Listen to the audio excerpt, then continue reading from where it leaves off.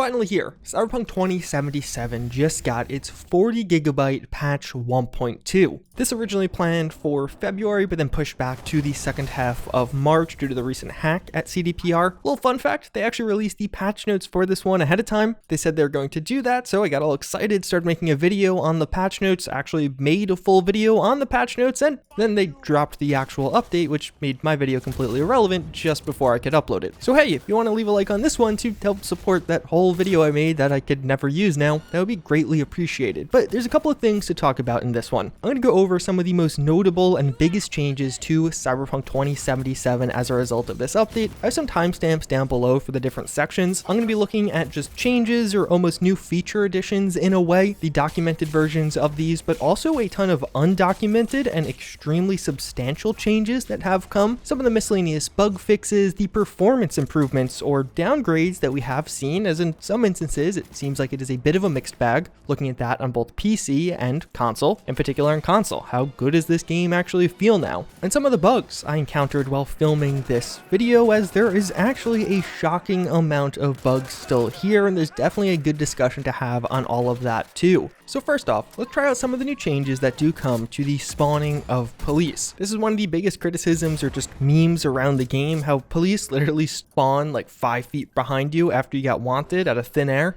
So with a live version of the game now, this has gotten a couple of changes. Right off the bat, the most obvious is the spawn radius is much farther away. So where before it was very close to you, now it is definitely a bit further. They will still spawn out of thin air, it's just now maybe instead of 5 to 10 feet, it's 20, 30, perhaps 40 feet at the most. And even further, it almost feels like now they're coming in waves more so. Like as you get wanted, you first get this little scouting drone, then you start to get some of the lower tier cops, then very quickly you'll get a lot of other people if you continue to raise your wanted level. But it definitely feels like there is more so of a wave system in this update compared to before. A ton of people would spawn very quickly right behind you. And it definitely seems like police have more of a street bias now. You probably saw some of those videos of cops spawning in like skyscrapers or unachievable positions, and that doesn't happen as often. And honestly, with this one overall, it almost doesn't even feel right calling it a band-aid fix. It's almost not a fix at all. Like sometimes when you're in the densest parts of the city, it definitely does feel better. The police will spawn quite a bit further away and you can't necessarily see them immediately, and they'll kind of work their way over to you. But then other times you could just literally watch the cops spawn right in front of you. It's just now slightly farther. It does make escaping the police much easier because they're further, so you could literally just run or get in a car more quickly now. But as far as your actual police interactions and the quality of them, it still feels really silly or odd how they're just spawning out of thin air. And they're not spawning far away enough for it to really make it feel like they are naturally finding you or there's any natural progression here. The vast majority of the time, I still witness them spawn out of thin air right in front of me. The wave system definitely feels a bit better, how things gradually ramp up. I do like that change overall, but this is not a fix to the police system in game. And again, I would barely even call it an improvement. Depending on your location, sometimes it felt the same, sometimes it felt actually slightly worse because sometimes the cops were too slow in finding you when you actually wanted to fight them. And in the densest areas, it definitely had the most success. Outside of that though, the system is largely exactly the same. Depending on how many stars you get, you'll get more enemies of a certain type. So at 4 stars maxed out, you get more max tack. And there still is that functionality of a finite amount of police. So once you take down everyone around you, eventually they'll just stop spawning. Some of the other big changes came to vehicles. We saw a new steering sensitivity slider added to the control settings, this allowing so you can reduce steering speed for all vehicles on all input devices. There's some minor driving model tune revisions, so sometimes for some vehicles it would improve steering or cure excessive body roll. Steering was a bit more predictable and handled better at extreme high or extreme low frame rates, and there's this new rock roll rotating feature if you get a vehicle stuck, as we saw in that video. So overall with this one, I tried out a bunch of different settings on the steering mode, and it's one of those things that it works really well and then it just doesn't. One of the problems I found with this was I almost wish there was different settings per vehicle. So the big issue with Cyberpunk right now is sometimes with certain vehicles in particular, it just feels like you're driving on ice. It feels like your car is going all over the place. And sometimes while using this, it was perfect. I felt like the steering was exactly where I wanted it to be on a particular vehicle, but then other times I'd get in somewhere else and I was like, okay, this car feels way too stiff on these steering settings and I wanted to adjust them. And then further I'd get into another car and it'd be like, okay, well this one also isn't perfect. I have to make things a bit more aggressive and lower the steering somewhat. Although as you get into a playthrough, you'll typically get one of the fastest cars in the game like the Caliburn or just stick to something.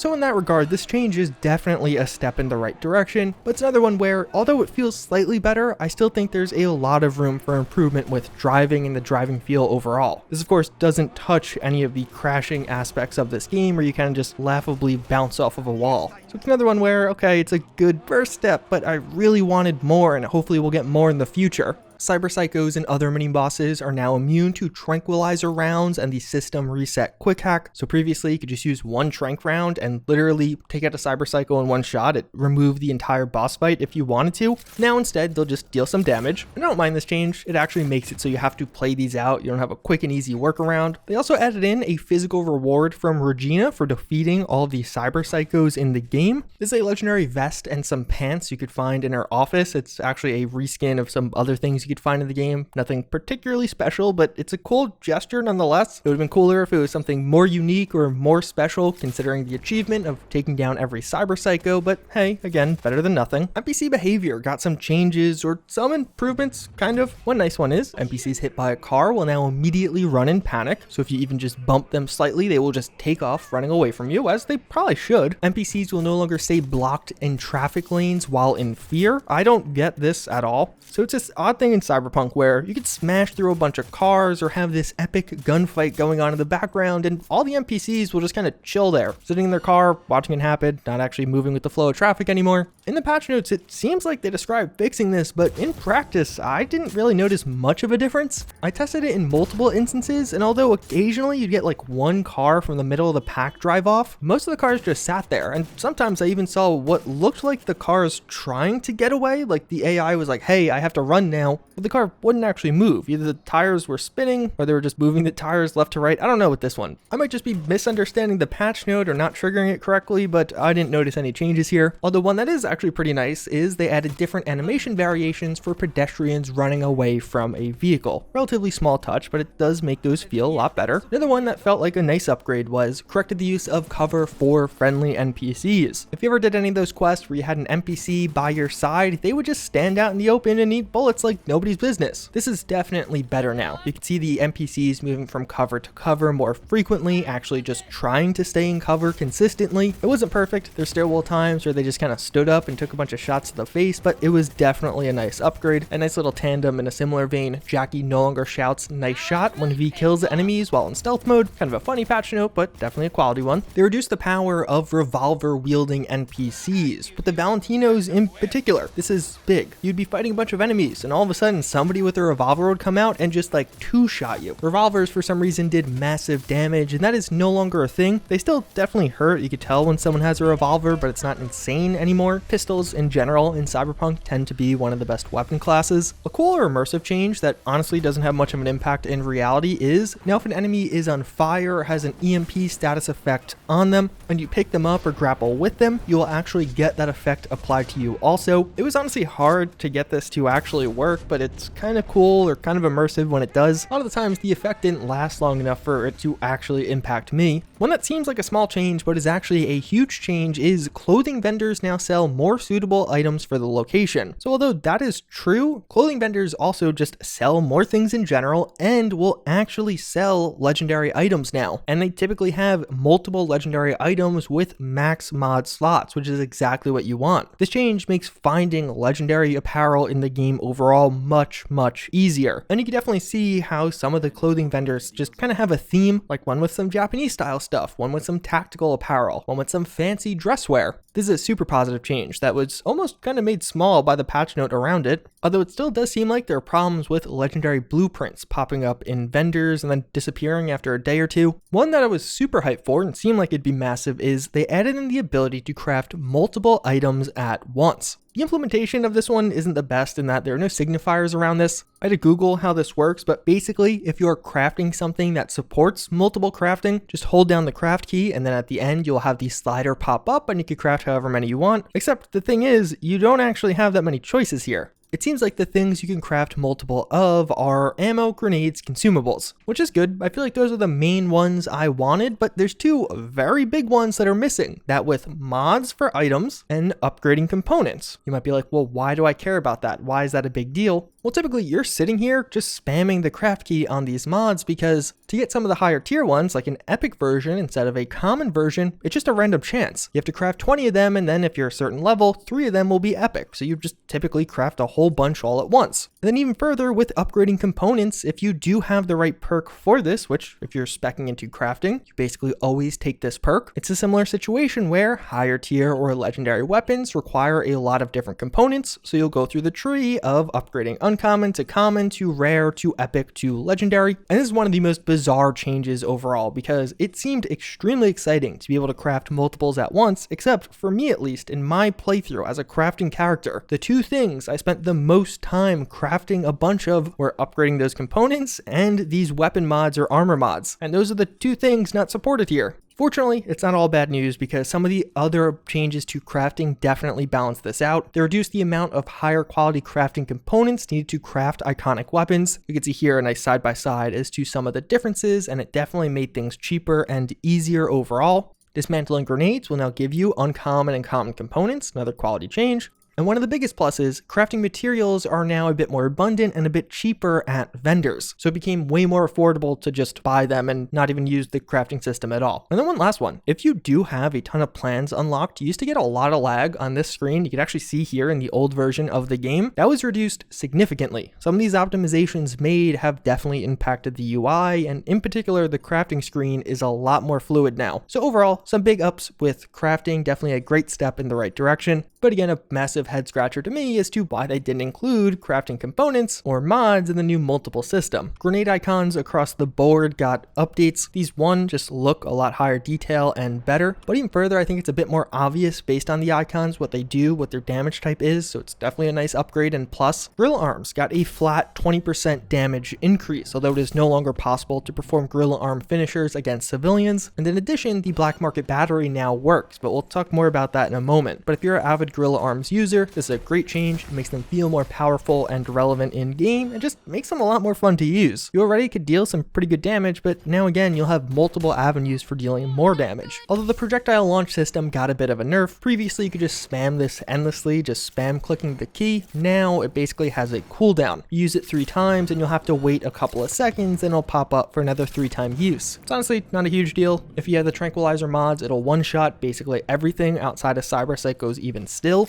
So this perhaps takes them away from being ridiculously overpowered, but they're still pretty fun to use in game. Some even smaller changes, they remove the ability to send yourself flying in game or avoid fall damage by using a dash. Even further, now cat food is more widely available for unlocking nibbles for your apartment. You'll be able to find cat food at most food shops around Night City. For one reason or another, they reduced the perk point reset item with Tabula e Rasa. Instead of it being 100,000 eddies, it is now only 25,000 eddies. You can no longer get to the penthouse if you don't complete the Path of Glory ending. You probably remember that wave of people finding V's mansion. This in reality was a part of one of the endings, and you could just jump your way up to this previously. Now you can't do that anymore. Epic and legendary loot dropping from defeated enemies are now better visible on the minimap. It's a minor improvement, but it definitely makes them stand out a bit more. Unfortunately, this was the only major minimap change. There are no changes while driving still, as well as there are a few more settings added to the menu. You could change the size of overhead text. You could hide the potential enemy marker. These were also changed to be red now instead of orange, and you could actually hide NPC names overall if you want to for that hyper immersive experience. And for PC users specifically, a couple of rebinds were added. One of the biggest changes though is there's now an option to actually move to the journal from the map, and although that may seem minor, this is pretty big if you're trying to find quests near you or just figure out the location of some of the quests in your journal, because you could pretty quickly here just go between the map and the journal, and before it was much clunkier. You had to exit out of all of this, but now you just hit J and then click on the screen and you could swap back and forth to find nearby quests. A couple of bigger PC specific changes.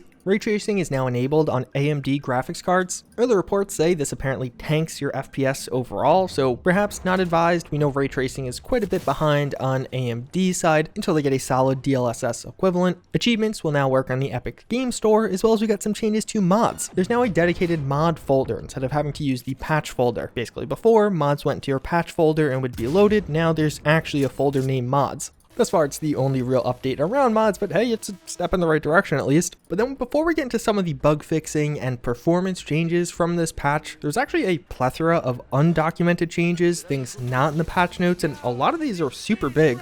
They basically fixed all of the exploits. So the painting exploit to get unlimited money, the breakdown one where you broke down cans for money, you actually can't break down cans at all anymore, the dupe exploit, the other breakdown exploit with the grenade, and even the grenade stack exploit to get a ton of experience quickly. All of those were fixed. So if you're on consoles and you're poor and you're hoping to abuse one of them, they were finally made outdated now almost 4 months later. There were also definitely some changes to damage. Explosions are now survivable, like in a vehicle. If it explodes, a lot of times you will not be insta-killed, but you can get out of the vehicle and continue on if you have enough defensive stats. The same thing goes for some mine explosions. A direct hit will not always kill you. And it seems like this may be applying to other kind of elemental damages, shock damage, poison damage, and of course explosive damage all seem to have been tweaked somewhat, making the survivability a bit higher. It seems like using ping/breach protocol will now put enemies on alert, so they won't immediately find you, but enemies will start looking for a target almost collectively if you use ping/breach protocol, where before you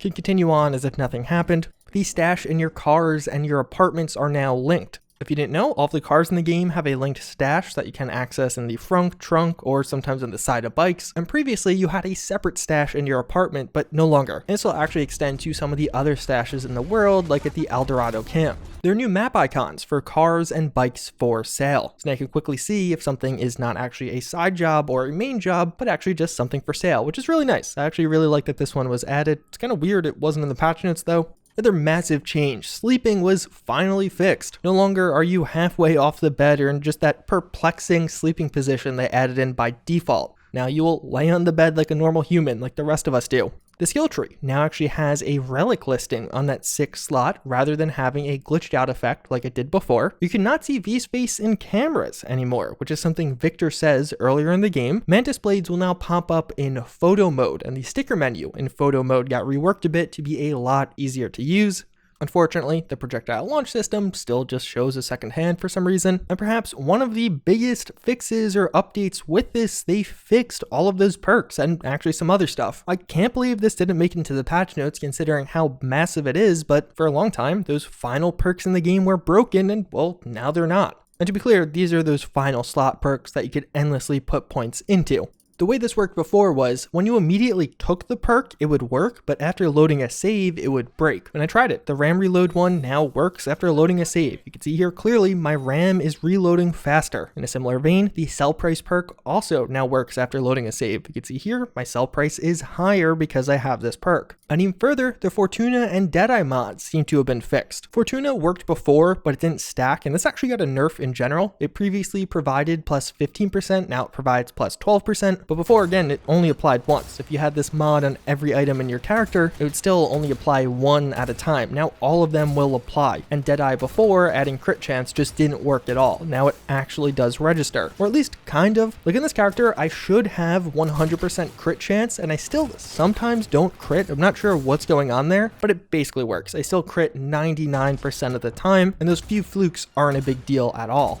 But even further, the black market battery and monowire batteries also work now. These being mods for both Gorilla Arms and of course the monowire. Previously, they did literally nothing, and now they actually do something. So you could use them, or if you're already using them, they will function appropriately. They will deal the bonus damage they say they do. With that section in particular, there are some pretty huge changes from this undocumented stuff. Some of the biggest ones are actually undocumented for one reason or another. It's kind of odd. But then we get into some of the performance changes that were brought by this patch, as well as the stability overall as far as crashing goes. I tested this both on my PC as well as my Xbox One X. It's not quite a base Xbox One, and my findings are interesting. There are a ton of lines technically as to what's changed here, what was improved here, like memory optimization, streaming optimization, texture improvement, etc., etc. I'm not going to go through all of that. I'm just going to really talk about my experience holistically. As far as on PC, it seems like both for me and collectively for many other people, things tend to be better. Before this update dropped, I actually recorded a little segment of me walking around an area to see what my FPS would be before the update, and then after the update, it was an area where I particularly had FPS drops, and here I literally just got a 10 FPS gain. Previously, I was getting 30 to 40 FPS, typically around 40, but it would drop all the way down to like 32 at times, and now after the update, it is at 40 to 50, typically around 50, but sometimes dropping to 45, 44.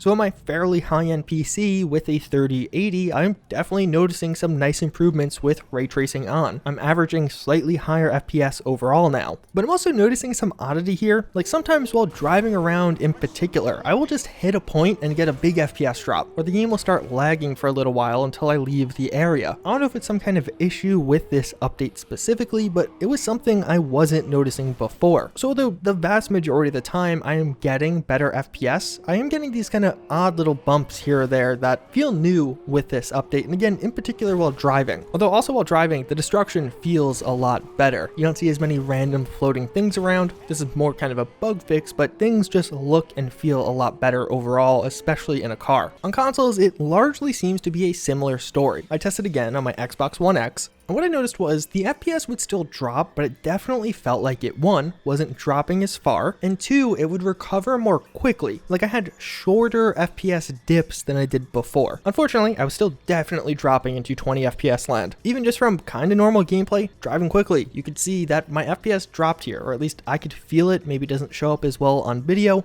And same thing in this gunfight. I wasn't doing anything particularly crazy. I was just playing the game and ran into a bunch of enemies and started fighting them, and I felt the FPS drop a bit. So in this category of performance and really the FPS on last gen consoles, doing a ton of research, what you'll find is things are definitely better, and better in a fairly significant way. You can even see some comparison videos back and forth of some of the early parts of the game and see it just looks a bit better. On consoles, they fixed an issue with screen space reflections and temporal anti-aliasing, so that kind of blurriness that was there previously seems to be lessened and almost gone. But whether or not this game is ready for you is gonna really vary. Like for me, this FPS from just a medium-sized combat encounter is just unacceptable. This is almost being spoiled, being able to play at 70 to 80 FPS a lot of the time on PC. So then to go to this definitely felt bad for me, but I'm sure for a lot of you, this is fine. It's definitely, again, a huge upgrade on what was there before. But the big takeaway is there are still FPS drops. They did not fix that overall. They're better, they're less, in the sense that the FPS drops aren't as deep and they recover more quickly. And just overall, the gameplay feels a lot smoother across the board. But again, you will encounter FPS drops. And it's not like the one-off situation, at least for me on my Xbox One X, they still were there somewhat readily. I didn't have to do that much to get my console to struggle running this game at 30 FPS.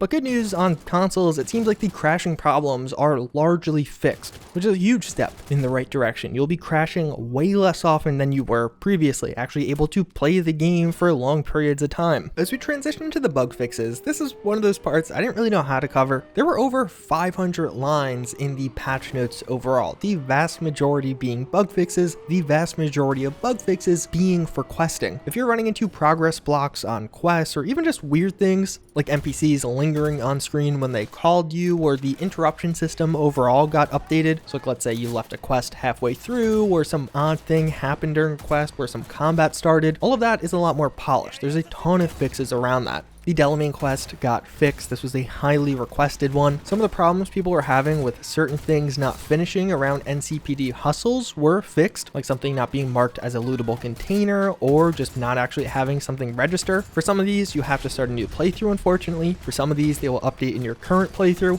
There are quite a few fixes where one item would appear as a different item as you were using it. A lot of that was fixed. We saw multiple lines for that, and even quite a few animation refinements. Many of these during quest scenes or just some of the facial animations characters were using. And perhaps two of the most important fixes, they made it so NPCs will not trip over other NPCs as often, although it still happens, I actually saw it happen, as well as multiple GPS improvements and fixes for the pathing and various activities and quests, so that line you are following should make more sense when sometimes it just didn't make sense at all. Unfortunately, this is definitely not a comprehensive list of fixes. The gig Many Ways to Skin a Cat had a progress blocking glitch that does not seem to have been fixed. Things like the blood pump don't seem to be fixed. Monowire still not dealing full damage. The whole issue where the size of your chest was not accurately represented when you actually put on a shirt in game wasn't fixed. But again, this is a massive step in the right direction as far as completing Cyberpunk from point A to point B. That was the biggest focus here, or at least it seemed like the biggest focus here, and a lot of that progress blocking stuff was addressed with this one. Although there are definitely some new issues introduced with this patch, or at least new to me that I just noticed. And to be clear, none of these I sought out. I wasn't trying to break the game. This was just stuff I discovered while testing all the other changes and making the rest of this video. Literally in the first 15 seconds of me downloading this update, the first first thing I did was try and take down an NPC to try out the new cop system, and this was that interaction. It was just full with bugs and glitches and the NPC literally floating towards me for a brief duration. It's kind of a funny bug where sometimes when a car gets shot and exploded by those mounted turrets, it will not only not kill you, but it also won't kill the car. So you could still drive around in your destroyed car around Night City. It's kind of hilarious. Could probably make for a pretty funny story or picture from time to time. While driving, I had a problem where I took a corner, slammed into a wall, and my car just got stuck in the ground. Not really sure what happened here, but part of the car was just inside of the ground and I could not get it free. I had a cop spawn on the ground and shoot me from what looked like inside the ground.